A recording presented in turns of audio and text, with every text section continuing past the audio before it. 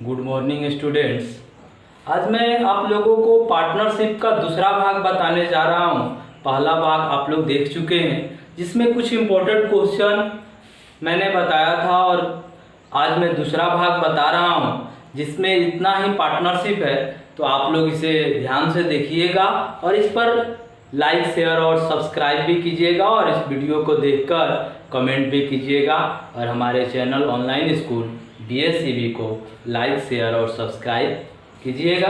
तो चलिए मैं पहला सवाल शुरू करता हूं कि पहला सवाल दिया है कि ए ने 45,000 रुपये की पूंजी लगाकर एक व्यापार आरंभ किया। कुछ समय बाद बी भी 54,000 रुपये लगाकर इस व्यापार में साझेदार हो गया। यदि वर्ष के अंत में लाभ 2:1 के अनुपात में हो तो व्यापार आरंभ होने के कितने महीने बाद बी साझेदार बना। मतलब इसमें निकालना है हमें कि पहले ए ने 45,000 रुपये पूंजी लगाई है, उसके बाद बी 54,000 रुपये कुछ समय बाद लगाया है, तो कितने समय के बाद साझेदार बना वही निकालना है। तो पहला सवाल में जैसे हमें दिया है कि ए बटा बी दिया है, मतलब कि ए और बी का अनुपात जो दिया है इसकी इसी रूप में ज्ञात करते हैं। जैसे ए ने 54,000 रुपये लगाई तो वो 1 साल के लिए लगाया, तो 1 साल के लिए लगाया इसलिए कि दिया है कि वर्ष के अंत में लाभ 2:1 के अनुपात में हुआ। तो यहाँ पर लिख सकते 1 साल में 12 माह होते हैं, तो 12 माह बटा में 45,000 रुपये लगाया है ए ने, तो यहाँ पर लिख दिए 45,000 रुपये, और बी ने लगाया है 54,000। लेकिन इसका समय नहीं दिया है, समय को हम मान लेते हैं 1। और कितना लाभ वर्ष के अंत में लाभ होता है 2:1 के अनुपात में, यानी कि दोनों का अनुपात जो है 2/1 के रूप में है। और इसी से x का मान निकाल लेते हैं, वहीं इसका आंसर हो जाएगा। जैसे 3 0 कट जाएगा, 9 5 से 45 और 9 6 54 और 6 दूनी 12। क्या लिख सकते हैं हम लोग 5 दूनी 10 बटा में 1 बराबर 2/1। यदि इसको तिरछा गुना करते हैं तो 2x बराबर 10, यानी कि x बराबर 5 दूनी 10, यानी कि x बराबर 5 मास। 5 मास के लिए पूंजी लगाता है। तो कितने इसमें दिया है, अभी ध्यान दीजिएगा, किसमें दिया है कि व्यापार आरंभ होने के कितने महीने बाद, तो केवल 5 महीने के लिए लगा रहा है। और ये कितना महीने के लिए लगाया है 12 महीना के लिए। तो इसको क्या करेंगे घटा देंगे, यानी कि 12 - 5 बराबर 7 मास। कितने महीने बाद, तो 7 मास बाद उसने बी ने अपनी पूंजी लगाई। समझ में आ रहा है। इस पर आधारित मैं क्वेश्चन लिख दे रहा हूं जिसका आंसर आप लोग कमेंट करके बताइएगा कि इसका आंसर क्या होगा। जैसे पहला सवाल है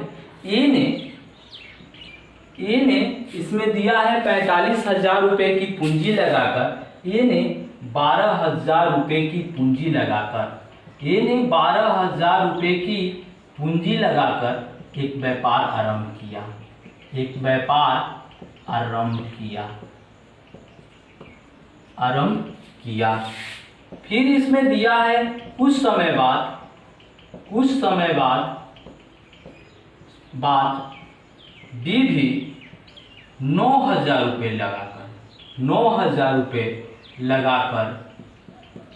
लगाकर इस व्यापार में साझेदार हो गया, इस व्यापार में साझेदार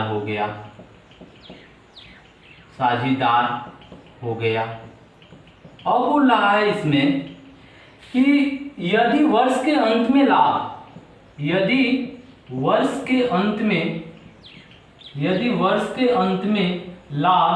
16:7 के अनुपात में हो तो व्यापार आरंभ होने के कितने समय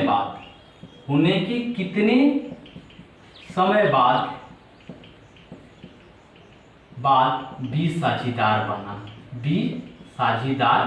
बना। इसका आंसर आप लोग कमेंट करके बताइएगा कि इसका आंसर क्या है। इसी पर आधारित क्वेश्चन है। अब 2 नंबर सवाल है कि ए बी तथा सी ने मिलकर एक व्यापार आरंभ किया। तथा 5:6:8 के अनुपात में पूंजी लगाई। एक वर्ष बाद सी ने अपनी 50% पूंजी वापस ले ली तथा ए ने अपनी पूंजी का 60% राशि और लगा दी। तो 2 वर्ष बाद कुल लाभ को ए, बी तथा सी में किस अनुपात में बांटा जाएगा, यही हम लोगों को निकालना है कि 2 वर्ष बाद किस अनुपात में बांटा जाएगा। तो सबसे पहले देखिए इसमें ए अनुपात बी अनुपात सी है, तो ए अनुपात बी अनुपात सी है, यानी कि तीनों का अनुपात ज्ञात करना है। सबसे पहले ए ने पूंजी लगाई है 5 के, मान लीजिए 5 के अनुपात में, तो 5 के अनुपात में लगाई है, तो बोल रहा है कि 1 वर्ष बाद ए ने अपनी पूंजी का 60% राशि और लगा दी। तो 1 वर्ष तो वही है, 1 वर्ष में कितना महीने होते हैं 12, तो इसको लिख दिए 5 गुना 12 प्लस फिर 12 महीने के लिए ए ने अपनी पूंजी को 60% राशि और लगा दी। तो 5 का 60% यदि निकालते हैं हम लोग तो कितना होगा, तो 5 गुना 160, 5 गुना 160 बटा में 100, यानी कि 0 0, 5 दूनी 10, 8 दूनी 16, 8 हो जा रहा है, यहाँ पर लिखेंगे 8 गुना 12। ए की पूंजी हो गई।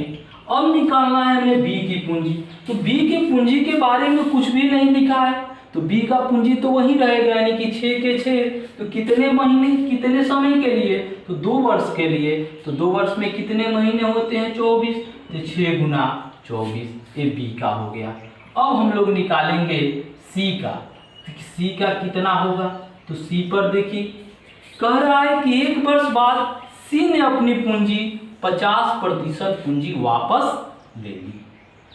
पहले उसका 8 था 1 वर्ष के लिए, तो 1 वर्ष के लिए 8 होगा, तो 8 गुना 12 लिख दिए और प्लस फिर बोल रहा है 1 वर्ष के बाद 50% पूंजी वापस ले ली। तो 8 का जब 50% निकालेंगे तो कितना होगा, 4 होगा, तो यानी कि 4 बचा अब उसका पूंजी कितने समय के लिए, 12 मास के लिए। तो 4 गुना 12, तीनों का अनुपात ज्ञात कर दें। बस इसी को हम लोग गो को सजाना है, यदि अच्छे से हम लोग सजा ले तो इसका आंसर हो जाएगा। इसमें समझ में आ रहा है, ये पहला साल के लिए वही पूंजी रखता है और 1 वर्ष के बाद अपनी पूंजी को 60% बढ़ा दे रहा है, यानी कि 8 गुना 12, और बी की पूंजी वही है, सी का पूंजी 1 साल के लिए वही है, लेकिन अगले साल में 50% पूंजी वापस ले रहा है, तो उसका पूंजी क्या बचेगा, 4 गुना 12। अब इसको अनुपात में कर दे, 12 पचे 60 और 12 वाटी 96, अनुपात 24 छक 144, अनुपात 12 वाटी 96 और प्लस 12 चौक 48। अब इसको जोड़ लेंगे, 6 9 6 15 156, अनुपात 144, अनुपात इसको जोड़ेंगे 6 8 14 144, तो किस अनुपात में होगा, तो 13 बराहा 156, 12 बराहा 144, फिर 12, 13 अनुपात 12 अनुपात 12। समझ में आ रहा है। इस पर आधारित मैं एक क्वेश्चन लिख दे रहा हूँ, जिसका आंसर आप लोग कमेंट करके बताइएगा कि इसका आंसर क्या होगा। सबसे पहले इसमें दिया है ए बी तथा सी ने, ए बी तथा सी ने मिलकर एक व्यापार आरंभ किया, मिलकर एक व्यापार आरंभ किया, एक व्यापार आरंभ किया, एक व्यापार आरंभ किया तथा 3:4:5, 3:4:5 के अनुपात में पूंजी लगाई, 3:4:5 के अनुपात में पूंजी लगाई, इतना हो रहा है।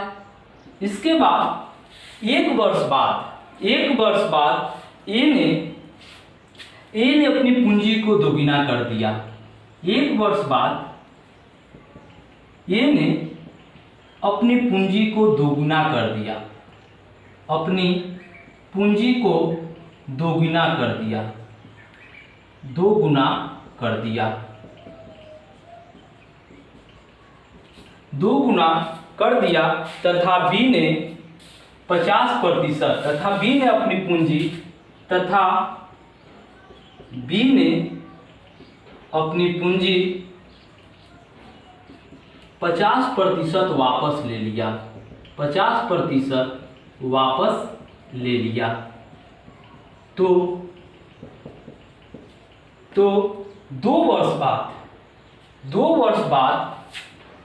वर्ष बाद कुल लाभ में से कुल लाभ को ए, बी तथा सी में किस अनुपात में बांटा जाएगा? सी में किस अनुपात में बांटा जाएगा? अनुपात में बांटा जाएगा। इसका आंसर आप लोग कमेंट करके बताइएगा कि इसका आंसर क्या होगा। तो पहला और दूसरा सवाल आप लोग समझ चुके। अब आते हैं 3 नंबर सवाल पे। देखिए इसमें 3 नंबर सवाल जो दिया है,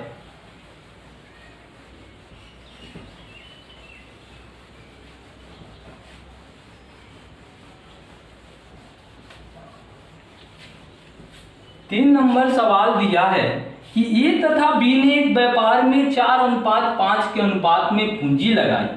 3 माह बाद ए ने अपनी पूंजी का 1/4 भाग तथा बी ने अपनी पूंजी का 1/5 भाग वापस ले लिया। तो 10 माह बाद कुल 7600 रुपये के लाभ में से ए का भाग कितना है? तो सबसे पहले ए अनुपात बी का मान हम लोग निकालेंगे। किसका मान? ए अनुपात बी का। तो ए अनुपात बी में बोल रहा है कि 4:5 के अनुपात में पूंजी लगाई, लेकिन 3 माह बाद ए ने अपनी पूंजी का 1/4 भाग तथा बी ने अपनी पूंजी का 1/5 भाग वापिस ले लिया। तो ए ने तो 3 माह तक अपनी पूंजी वही रखी, यानी कि 4 गुना 3। क्या लिखे? 4 गुना 3 प्लस, अब देखिए ए ने अपनी पूंजी का 1/4 भाग वापिस ले लिया। तो कितना बचा उसका? यदि हम लोग 4 का 1/4 निकालते हैं, 1/4 तो कितना आता है? 1, यानी कि 1 भाग वापस ले लिया। तो 4 में से 1 घटाएंगे तो कितना बचेगा? 3। और कितने मास के लिए? 10 मास के लिए। तो 3 गुना 3 मास तो यहाँ पर है, यानी कि 3 गुना 7। 3 गुना 7 अनुपात बी का हम लोग निकालेंगे। बी की पूंजी कितनी है? 5। और कितने मास के लिए? यह भी 3 मास के बाद निकाल रहा है, तो इसको भी 5 गुना 3 जोड़ कितने मास के लिए कितना निकाल रहा है? अपनी पूंजी का 1/5 भाग। तो 5 का 1/5 निकालेंगे तो 1 आएगा, और 5 में से 1 घटा देंगे तो कितना बचा? 4। तो कितने मास के लिए? 3 और 7 10, टोटल 10 माह बाद कह रहा है, तो 10। तो 4 12 और प्लस 3 7 21 अनुपात 5 15 प्लस 4 7 28। इसको जोड़ लेंगे, 12 21 33 अनुपात 8 5 13 और 2 1 3 1 4 33 अनुपात 43। कितना आया? 33 अनुपात 43। अब बोल रहा है 10 माह बाद कुल 7600 रुपये के लाभ में से ए का भाग कितना है? किसका भाग निकालना है? ए का भाग। ए का भाग 33 है, और टोटल इसको जोड़ेंगे तो 76 और गुना 7600 रुपये में से पूछ रहा है, तो 7600 इसको कटा देंगे 100, यानी कि आंसर कितना आ गया? 3300 रुपये। यदि बी का पूछा जाता तो क्या लिखते? 43/76 गुना 7600, यानी कि उसका आंसर आ जाता 4300। समझ में आ रहा है? इसमें जैसे दिया हो उसके अनुसार हम लोग कर लेते हैं। मान लीजिए यहाँ पर 2/3 भाग दिया रहता या कुछ अलग, तो उसको अलग निकाल के उसको घटा लेते हम लोग। तो इस पर आधारित मैं क्वेश्चन लिख दे रहा हूँ, जिसका आंसर आप लोग कमेंट करके बताइएगा कि इसका आंसर क्या होगा। देखिए इसमें जैसे 3 नंबर सवाल पे आधारित एक क्वेश्चन लिख दे रहा हूँ। ए तथा बी ने एक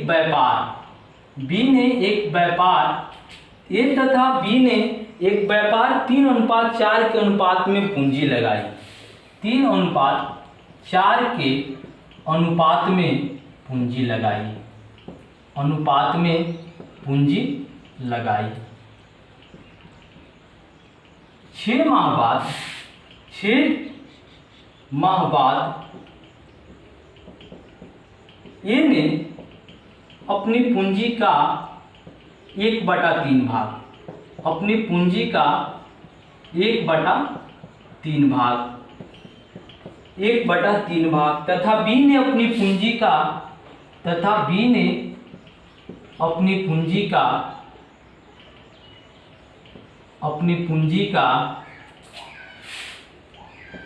1/4 भाग वापिस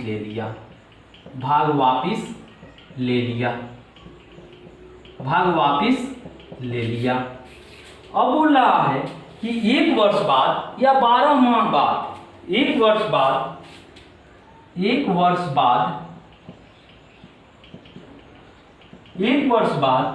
12,000 रुपये के लाभ में से ए का भाग कितना है? लाभ में से ए का भाग कितना है? इसका आंसर आप लोग कमेंट करके बताइएगा कि इसका आंसर क्या होगा। अब आते हैं 4 नंबर सवाल पे। 4 नंबर सवाल दिया है कि 4 ग्वालों ए, बी, सी तथा डी ने एक चारागाह किराए पर ली। ए ने अपनी 18 गाय 4 महीने, बी ने 25 गाय 2 महीने, सी ने 28 गाय 5 महीने तथा डी ने 21 गाय 3 महीने चराई। यदि कुल किराए में से ए का भाग 3600 रुपये हो तो चारागाह का कुल किराया कितना है? तो सबसे पहले हम लोग ए अनुपात बी अनुपात सी अनुपात डी निकाल लेंगे कि इसका अनुपात क्या है। तो सबसे पहले दिया है कि ए ने अपनी 18 गाय 4 महीने के लिए, तो यहाँ पर क्या लिखेंगे? 18 गुना 4 मतलब एक गाय 72 महीने के लिए हो गया। फिर बी ने 25 गाय 2 महीने के लिए यानी कि 25 गुना 2 अनुपात, फिर सी 28 गाय 5 महीने के लिए तो 28 गुना 5 अनुपात, फिर डी ने 21 गाय 3 महीने के लिए तो 21 गुना 3। अब इसका अनुपात याद कर देंगे। 18 चौक 72, 25 दूनी 50, 28 पाँचे 140 और 21 तिथि 63, इतना आ गया। यानी कि 72, 50, 140 और 63 आ जा रहा है। अब इसको हम लोग इससे ए का भाग कितना है? 3600 रुपये। कितना है? 3600 रुपये। यानी कि 72 x बराबर जब 3600 है तो x बराबर यदि निकाले तो कितना हो? 72 पाँचे 360 यानी कि 50 रुपये।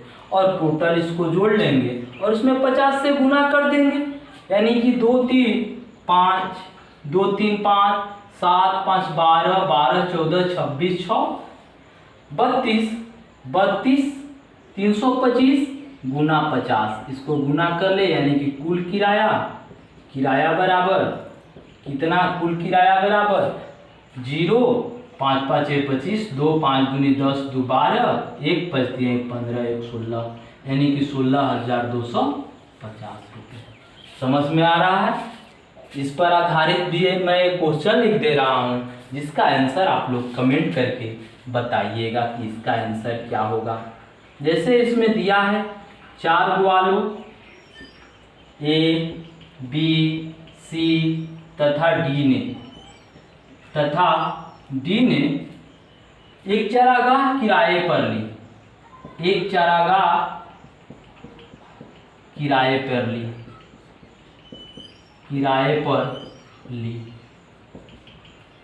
ए ने अपनी 18 गाय 4 महीने, बी ने 16 गाय 6 महीने, बी ने 16 गाय 6 महीने,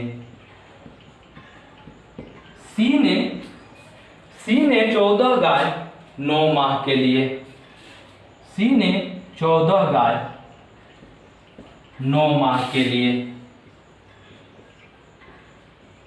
9 माह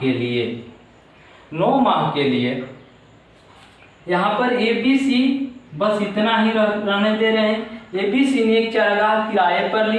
ए ने अपनी 18 गाय 4 महीने, बी ने 16 गाय 6 महीने और सी ने 14 गाय 9 महीने के लिए चराई। 9 महीने 9 माह चराई। यदि कुल किराए में से यदि कुल किराए में से ए का भाग 1440 रुपये हो, ए का भाग 1440 रुपये हो, तो कुल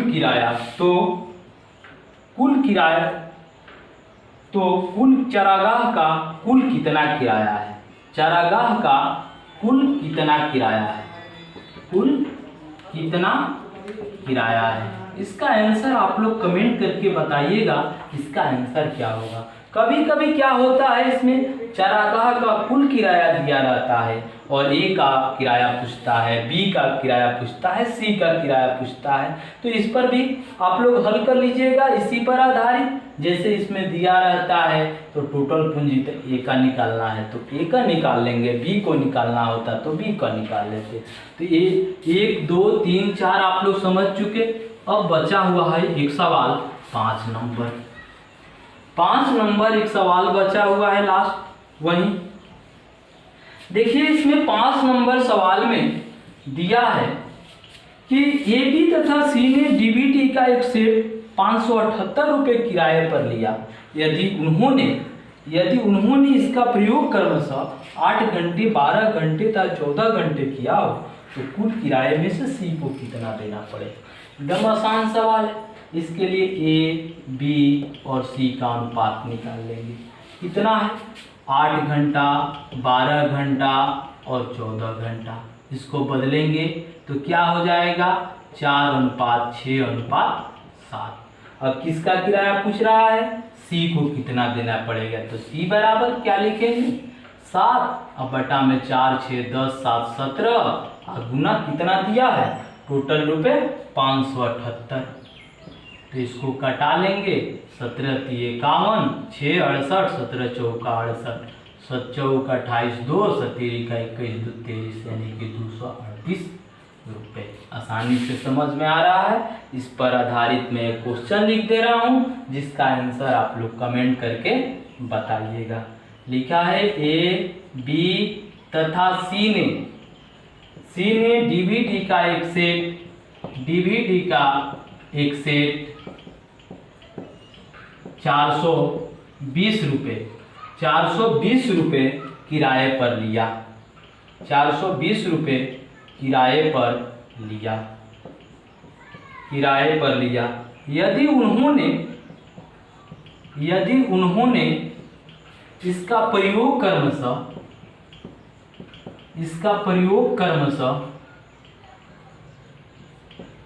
क्रमशः 10 घंटे 14 घंटे और 18 घंटे किया हो तो कुल किराए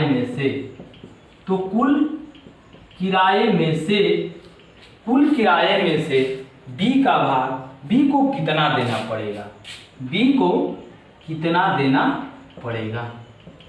कितना देना पड़ेगा? इसका आंसर आप लोग कमेंट करके बताइएगा। बस इतना ही। पार्टनरशिप में 2 ही पार्ट है, 2 ही पार्ट से आप लोग इससे पूरा बना सकते हैं। अगले दिन मैं अगला चैप्टर शुरू करूंगा और हमारे चैनल ऑनलाइन स्कूल BSCB को लाइक शेयर और सब्सक्राइब कीजिएगा। साथ ही पसंद आए वीडियो तो अपने दोस्तों के पास भी शेयर कीजिएगा। धन्यवाद। आप लोग इसका स्क्रीनशॉट ले सकते हैं।